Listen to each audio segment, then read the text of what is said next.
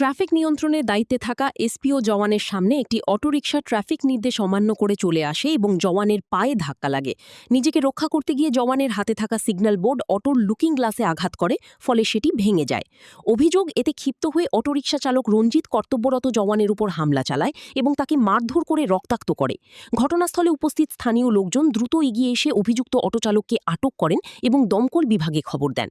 খবর পেয়ে দমকল কর্মীরা ঘটনাস্থলে পৌঁছে আহত জওয়ানকে উদ্ধার করে ধলাই জেলা হাসপাতালে ভর্তি করেন। পরে আমবাসা থানার পুলিশ ঘটনাস্থলে এসে অভিযুক্ত অটোচালক রঞ্জিতকে থানায় নিয়ে যায় এবং সংশ্লিষ্ট অটোরিকশাটি বাজেয়াপ্ত করে। কুচুছড়া ট্রাফিক পয়েন্টের এই ঘটনা নিশ্চিতভাবে চাঞ্চল্য তৈরি করার পক্ষে যথেষ্ট। আক্রমণের শিকার এসপিও জওয়ান গোটা ঘটনার বৃত্তান্ত তুলে ধরেছেন।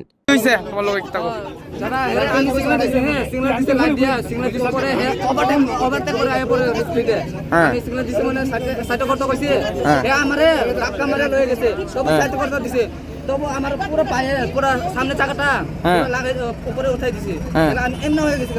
আচ্ছা, হেয়ার গ্লাসে লাগছে। আচ্ছা, তাহলে হাতটা লাগিয়ে ওই আমার লাইটটাও নষ্ট হয়েছে। আর আমি এখান থেকে ফুটো দুইটা তিনটা তুলিয়া আয়া পড়ছি এখানে, আবার এখানে আয়া একটু ইনজুরি হয়েছে আমার। আর হেরা কইতাছে অটো বলে বাংছো তুমি ঠিক নি? হ্যাঁ, এমনি করতে সময় বাংছে, লাইট ও আচ্ছা আচ্ছা, তোমার পাওয়ার লাগছে আর কি না? আমি এমনি করছি যে লাগিয়া ভাঙে গেছে। তুমি এখানে কি ট্রাফিক পয়েন্টে, কোন ট্রাফিক পয়েন্ট এটা? এটা কচুছড়া চমনি। কচুছড়া চমনি, আমবাসা টু কোন না? আমবাসা টু কচুছড়া চমনি। তোমার নাম কি? সাথে এসপি না? ঘটনার তদন্ত শুরু করেছে পুলিশ। কর্তব্যরত নিরাপত্তা কর্মীর উপর হামলার ঘটনায় প্রশাসন কতটুকু কী ব্যবস্থা গ্রহণ করে, এখন এটাই দেখার বিষয়। Bureau report, news now.